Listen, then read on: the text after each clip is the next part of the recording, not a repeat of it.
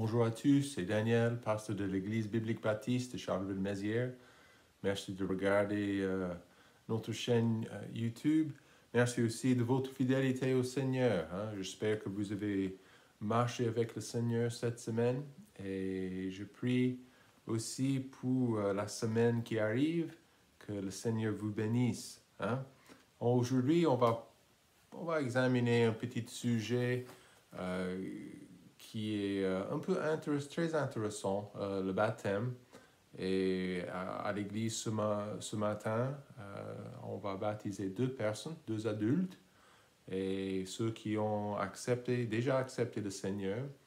Mais on va voir ce que Paul dit en 1 Corinthiens chapitre 1 Corinthiens chapitre 1, verset 10. Le titre du message, c'est le baptême et la division. Le baptême et la division. Donc, il y avait un petit souci au sein de l'Église à Corinthe, plusieurs problèmes, mais on va voir ce que Paul dit. 1 Corinthiens 1, verset 10. « Or, je vous prie, frères, au nom de notre Seigneur Jésus-Christ, de tenir tous le même langage et de n'avoir point de division parmi vous, mais d'être unis dans une même pensée et dans un même sentiment, car mes frères, j'ai été informé par ceux de chez Chloé qu'il y a des contestations entre vous. Je vous dis que parmi vous, chacun dit, pour moi, je suis disciple de Paul, et moi d'Apollos, et moi de Céphas, et moi de Christ. Christ est-il divisé? Paul a-t-il été crucifié pour vous, ou avez-vous été baptisé au nom de Paul? Je rends grâce à Dieu de ce que je n'ai baptisé aucun de vous, sinon Crispus et Gaius, afin que personne ne dise que j'ai baptisé en mon nom. J'ai encore baptisé la famille de Stéphanas. Du reste, je ne sais si j'ai baptisé quelque autre personne. Car ce n'est pas pour baptiser que Christ m'a envoyé, mais c'est pour annoncer l'Évangile, non avec la sagesse du langage, afin que la croix de Christ ne soit pas rendue inutile. Prions. Père, merci pour ce passage. Merci aussi pour la vérité de ta parole, comment ça nous guide. Bénis ce message, cher Père. Bénis aussi notre compréhension pour les jours qui arrivent. On a vraiment besoin de ta présence dans nos vies. Je te demande de bénir cette leçon. Au nom de Christ, nous prions. Amen. Beaucoup de divisions par rapport au baptême pendant très très longtemps, en fait. C'était le IIe siècle ici en Europe. L'Église catholique a démarré l'Inquisition. Oui, c'est ça. C'était le but de ce truc. Ils ont démarré ça en Europe pour trouver et pour combattre la doctrine anticatholique. Et voilà, ils ont cherché dans chaque ville, chaque village, ceux qui n'étaient pas d'accord, peut-être une église protestante, peut-être une église baptiste, et ils ont cherché à faire mourir, à punir les anticatholiques. Et c'était très, très sanglant, en fait. Vous pouvez lire les histoires sur le net pour vous-même, et vous pouvez voir ce que l'Église catholique a fait pendant des siècles même, des siècles, des générations. En 1209, en Angleterre et en Écosse, une armée de 500 000 catholiques guerriers, ils ont cherché à tuer les réformateurs, ceux qui, en fait, la grande raison pourquoi ils ont cherché à faire cette guerre, ce n'était pas une guerre, c'était entièrement côté catholique, l'agression et cette violence, mais ils ont cherché ceux qui rejetaient la doctrine du salut par le baptême. Et ça, c'était depuis très très longtemps, c'était enseigné par cette église, l'église catholique, que lorsque vous êtes sauvé, vous êtes baptisé dans l'église, alors vous êtes sauvé. Donc, quand les réformateurs, les autres groupes, ils se sont séparés, et aussi, nous croyons que les baptistes n'étaient jamais dedans l'église catholique, ils étaient toujours à l'extérieur. Mais voilà, ils étaient très très ciblés pendant cette inquisition. Et voilà, j'ai plusieurs histoires ici, en Isoncar, en Angleterre. Ils ont pendu 100 chrétiens, 100 croyants, non catholiques, et ensuite ils ont continué dans le grand château de la ville. Et évidemment, dans cette ville, il y avait énormément de croyants, des assemblées chrétiennes, non catholiques, qui pratiquaient le salut par la grâce de Dieu, par le salut et par Christ. Et voilà, ils ont cherché des autres. Ils avaient déjà pendu 100 personnes et ils sont chrétiennes et ils ont trouvé le gouverneur. L'histoire nous dit, ils ont demandé de l'argent, mais ils ont continué, ils ont pendu sa femme et sa fille tout de suite. Et plus tard, ils ont cherché, ciblé côte à côte des non-catholiques et ils ont dérobé, ils ont dérobé 1000 vers 1000 chrétiens. Et voilà, ils les ont forcés de sauter du pont dans la rivière pour se noyer dans les eaux de leur baptême. Donc, ils avaient rejeté l'Église catholique et leur doctrine. Et plus tard, c'était la même histoire en 1209. 4000 plus tard, et c'était la même histoire. Ils ont cherché à noyer, à tuer, très, très sanglant, très violent. Et c'est très triste de voir ça. Mais vous voyez, le baptême commence à provoquer énormément de divisions, et énormément de soucis, énormément de problèmes. Un peu différent dans nos temps modernes. Nous sommes libres de faire ce que nous voulons faire. À l'époque de Paul, ça c'était 60 ans après la résurrection, une trentaine d'années après la résurrection de Jésus. La Bible explique que ces chrétiens à l'église de Corinthe, cette église avait énormément de soucis. Principalement, ils avaient des soucis par rapport au baptême. Okay? Et tout d'abord, il y a énormément de confusion même en 2021 par rapport à ce sujet. Les gens, ils ont des idées très bizarres et on n'a pas le temps ni l'intérêt d'examiner les idées bizarres des sectes et des églises qui existent, qui sont bizarres. Okay? Donc, c'est important de préciser que le baptême, ça ne sauve personne. Okay? Personne. Nous sommes sauvés par Christ. Les gens, le baptême, ça ne lave pas non plus les péchés dans une manière mystérieuse. D'accord? Ce n'est pas béni et comment est-ce que c'est possible pour l'eau à l'extérieur du corps de laver les péchés à l'intérieur? Ça ne marche pas. Il n'y a aucun soutien biblique pour ça. Donc, juste pour donner un exemple, une illustration, le brigand sur la croix à côté de Jésus. Jésus, en fait, a annoncé que cet homme était sauvé. Il serait avec lui le jour même au paradis. Et voilà, nous savons bien, quelques minutes plus tard, quelques heures plus tard, le brigand, il est mort à côté de Jésus. Et voilà, le jour même, il était avec lui. Ça, c'est Luc chapitre 23, verset 43. Mais le baptême n'est pas nécessaire pour aller au ciel. Évidemment, nous voyons cet exemple de ce brigand, ce voleur. Pour avoir la vie éternelle, c'est notre décision de faire confiance à Jésus. Ce moment précis, une naissance spirituelle dans notre vie, ça c'est le moment de notre nouvelle naissance. Jean chapitre 3, passage très très classique dans la Bible, Jean 3, verset 15. Nous lisons régulièrement verset 16, mais verset 15, si je peux le trouver, la Bible dit « Afin que quiconque croit en lui ne périsse point, mais qu'il ait la vie éternelle. » Quiconque croit en lui ne périsse point. Ça ne mentionne pas le baptême, ça ne mentionne pas les eaux. Le baptême est important, par contre, pour un témoignage public.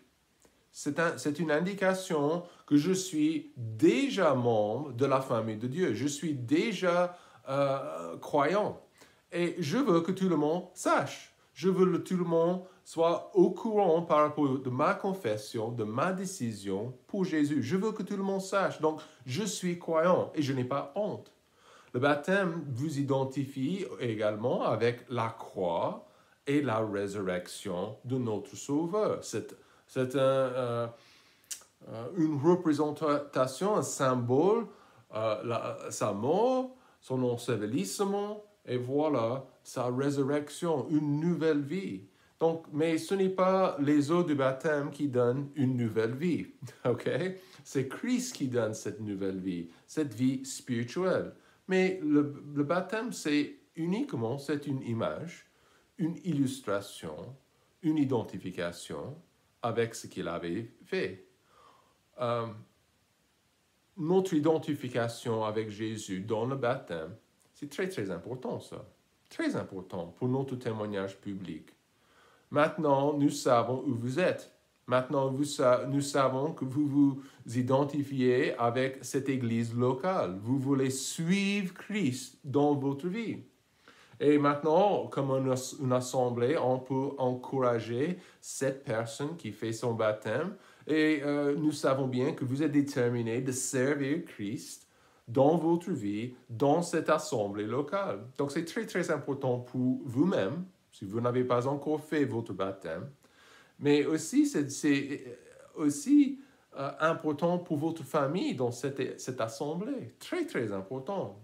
Paul, il est venu à Corinthe pendant son deuxième voyage missionnaire. Vous trouvez cette histoire en Actes, je pense que c'est 16 ou 18, je ne me souviens plus. Mais deuxième voyage missionnaire, il avait prêché quelque temps dans les villes de Macédoine et de Grèce. Mais pendant 1 an et demi, vous savez ce qu'il a fait? Il a fait le ministère. Il a prêché, il a témoigné, il a motivé, encouragé, aidé la croissance des croyants. Il a même gagné des Juifs, notamment Crispus, le chef de la synagogue et toute sa famille. Ça, c'est en Actes, dans les Actes. Donc, l'Église à Corinthe avait quand même, après du temps, ils avaient des problèmes sérieux. Les problèmes, les factions, les divisions, il y avait l'immoralité dans cette assemblée. Et certains croyants, et nous voyons ça dans notre texte, certains croyants étaient très, très attachés à Paul, celui qui les avait gagnés au Seigneur. Il y avait d'autres qui étaient attachés aux responsables qui suivaient Paul. Apollos était l'objet d'un attachement aussi. Nous voyons ça en verset 12. Céphas. Donc, en gros, des péchés charnels sont entrés dans cette église. Et c'était une honte publique. Okay? Et c'est souvent comme ça. Quand nous, comme des croyants, nous, des chrétiens, nous ne pouvons pas garder. On peut dire énormément de choses, mais si on ne peut pas vivre ces choses, il y a un souci. Ce n'est pas un témoignage qui va changer et qui va briller pour Christ dans ce monde ténébreux. On a besoin des chrétiens qui sont ensemble, unis pour la cause de Christ. Mais ces péchés charnels ont vraiment, vraiment empêché cette assemblée. Et c'était une honte, comme je viens de dire, publique. Et c'est souvent, et c'est exactement pareil aujourd'hui. Si nous sommes charnels, c'est une honte publique. Et c'est un très, très mauvais témoignage dans le monde. 1 Corinthiens 3, verset 1, Paul a dit, « Pour moi, frère, je n'ai pu vous parler comme à des hommes spirituels, mais comme à des hommes charnels, comme à de petits enfants en Christ. » L'objectif pour nous, comme des croyants, ce n'est pas de rester des petits spirituellement, dans le sens spirituel, d'être des petits enfants. Dieu veut que je sois mature. Je veux que je sois spirituel, verset 3.3, 1 Corinthiens 3.3, car puisqu'il y a parmi vous de l'envie, des dissensions, des partis, n'êtes pas vous charnels et ne vous conduisez-vous pas selon l'homme? Donc, les questions rhétoriques avec une réponse évidente. Aujourd'hui, nous devons être des modèles devant le monde perdu. Donc, voyez, trois petites choses. Il faut être des modèles devant un monde perdu. Premièrement, une église qui doit démontrer l'unité. Verset 12. 1 Corinthiens 1, la Bible explique ici, je veux dire, donc il a déjà précisé, il y a un problème en verset 10, des divisions. OK? Il avait déjà entendu, verset 11, des contestations entre vous-même dans l'Église. Je veux dire que parmi vous, chacun dit, pour moi, je suis disciple de Paul. Moi d'Apollos, moi de Céphas, moi de Christ. Christ est-il divisé? Encore, question rhétorique. Évidemment, il n'est pas divisé. Donc le baptême, pour eux, dans cette église, c'était il y avait un problème. OK? Et nous voyons ça à la fin de verset 13. Avez-vous été baptisé au nom de Paul? Donc, ils avaient des disputes, des divisions. Nous sommes unis en Christ. Nous sommes unis pas par un personnage, pas par un pasteur, un gourou. Nous sommes unis comme des croyants en Jésus-Christ. En Christ. La spiritualité, la maturité, il faut l'humilité et l'unité. OK? Donc, si on sera des croyants qui vont avancer la cause de Christ, ça commence avec l'humilité et on doit être unis dans cette cause. Une attitude, on ne peut pas être compétitif avec mes frères et mes sœurs en Christ. Et ils étaient véritablement compétitifs. Il y avait une concurrence qui n'était pas correcte dans cette église, cette affection pour Paul ou pour Apollos ou pour Céphas. Nous n'avons pas beaucoup d'informations au sujet de ces gars. Ils étaient des responsables, évidemment. Mais cette affection est devenue charnelle lorsque ça a commencé à séparer les membres de l'Église. Il y a des appels dans le monde aussi, aujourd'hui, 2021 même, pour l'écuménisme. Donc, ça veut dire quoi? Ça dit que c'est une idée que chaque religion doit s'unir autour des points en commun. Donc, les catholiques avec les musulmans avec les protestants avec les baptistes, les chrétiens avec les sectaires. Et voilà, chaque religion en commun, ensemble. Mais Paul ne parle pas de ça ici dans ce passage. Il a encouragé l'unité, OK, pour une assemblée locale. Et nous savons bien, certainement avec l'écuménisme, pour le monde, ça semble comme quelque chose de bien. Mais comment est-ce que je peux mélanger l'évangile de Jésus-Christ avec un faux message prêché par des fausses religions? Comment est-ce que je peux faire ça? Comment est-ce que je peux ajouter comme la croix et l'évangile de Christ est similaire ou exactement comme l'Église, l'adoration des statues et l'adoration des personnages? Non, non.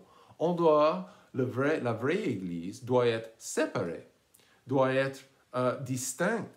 Pourquoi? Parce que c'est le message qui est le plus important.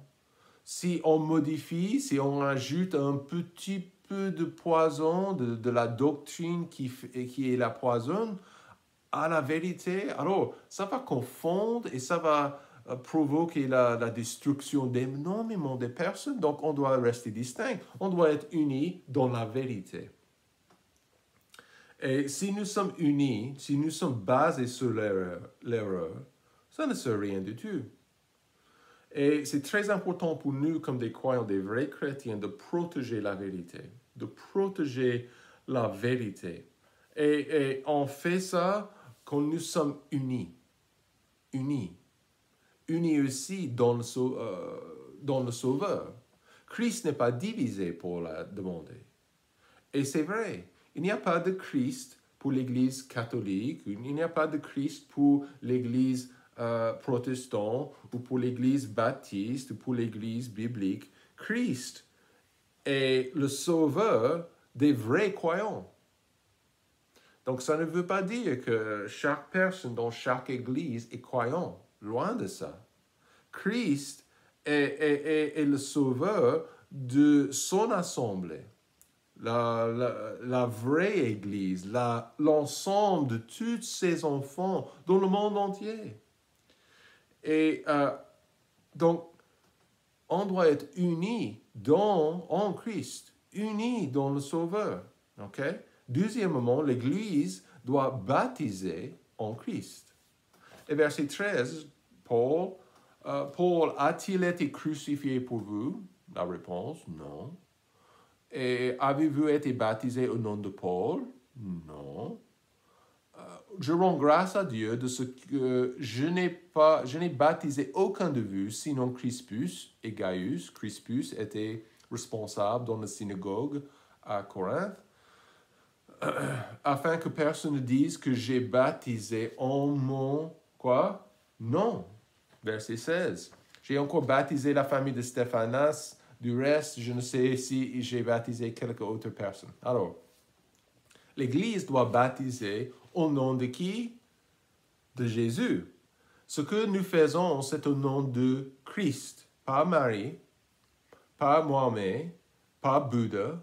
Verset 10. Je vous prie, frères, au nom de notre Seigneur Jésus-Christ, de tenir tous le même langage. Plus de division, il dit. Donc, nous baptisons au nom, Jésus a dit en Matthieu 28, au nom du Père, du Fils et du Saint-Esprit. Paul était frustré, et vous voyez ça dans ces versets. Il était frustré par l'attitude, ces divisions, ces disputes parmi les membres de cette assemblée. Les réponses à ces questions rhétoriques sont évidentes. Est-ce qu'il a été crucifié pour nous? Non. Baptisé au nom de Paul? Non. Au nom de qui? Jésus. Jésus. Jésus. On doit se rappeler que nous sommes là pour Christ. Nous ne sommes pas là pour se servir, pour... non, cette Église est fondée, notre assemblée est fondée pour lui. Ma vie est là pour lui. Ma famille est là. Il m'a donné des enfants pour lui. L'Église chrétienne n'est pas fondée sur l'apôtre Paul.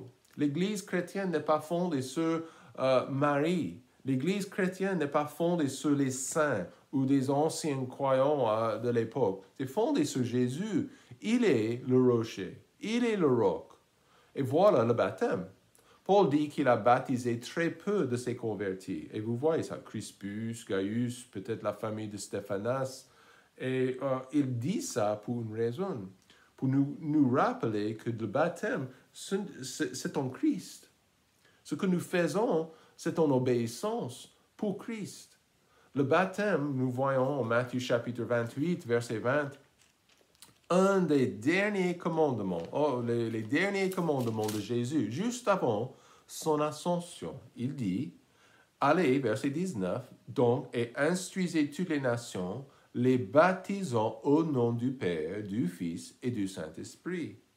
Donc, allez donc et instruisez toutes les nations, ça veut dire quoi? Ça veut dire, ça commence avec l'Évangile. Je prêche, j'annonce, je partage le message du salut en Jésus seul. Et ensuite, les baptisons. Donc, c'est très, très important pour Christ de baptiser les gens. Ça ne veut pas dire qu'ils sont sauvés par ça. Mais le baptême, c'est une image de sa mort. C'est un rappel de ce qu'il a fait pour nous. Son ensevelissement, sa résurrection. Et voilà, nous baptisons comme une église pour sa gloire. Ça rend gloire à Christ et à ce qu'il a fait pour nous il y a 2000 ans. Paul a dit qu'il a baptisé très peu de personnes. Mais pour ces personnes, c'était un témoignage public qui dit « Jésus m'a sauvé, Jésus m'a changé et je me donne entièrement à lui. » Témoignage public.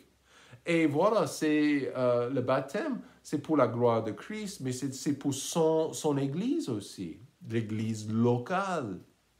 Église biblique baptiste c'est très important pour nous. Les croyants sont devenus membres, disciples de l'Église locale. Vous lisez Actes chapitre 2, verset 41. Pour la fête de la Pentecôte, Paul a prêché devant les pèlerins, devant les étrangers, beaucoup. Et voilà, il a prêché, et la Bible dit en verset 41, ceux donc qui reçurent de bon cœur sa parole, le message, ils ont accepté son message de Christ, furent baptisés. Et ce jour-là, environ 3000 âmes furent ajoutées aux disciples. Ajoutées. Donc c'est très... comme on dit, très important pour l'Église locale parce que ça c'est le moyen de devenir membre de l'Assemblée locale, pour être ajouté à cette Assemblée.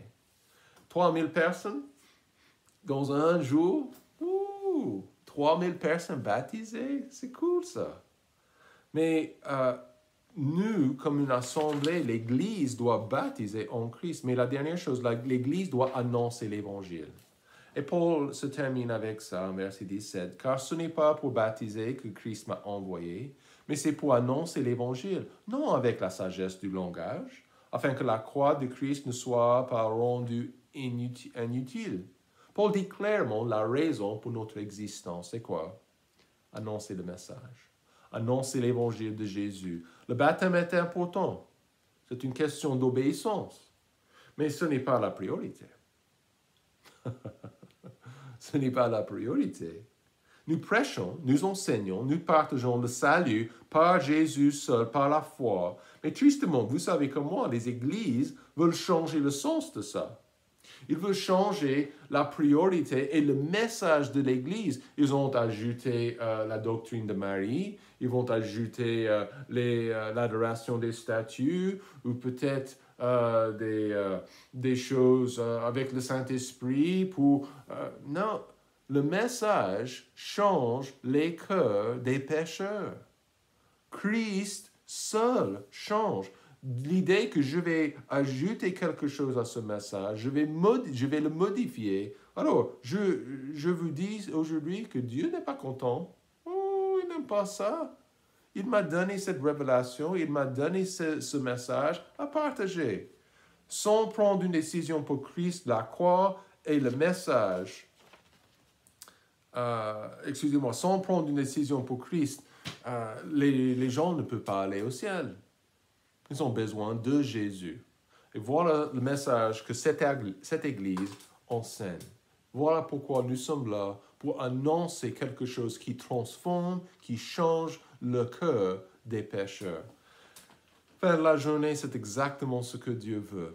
Et voilà, nous avons une occasion maintenant de travailler, de bosser, d'annoncer pour Christ et de faire une différence où nous sommes pour Christ. Donc peut-être le Seigneur, il vous appelle à faire quelque chose. Il vous guide de faire quelque chose de plus pour la cause de Jésus. Faites-le. Faites-le. Et par rapport au baptême, si vous n'avez pas encore fait votre baptême dans une bonne église qui enseigne la vérité, c'est le moment. OK? Il faut être obéissant et il faut faire ce témoignage public. OK? Passez un très bon dimanche. Que Dieu vous bénisse.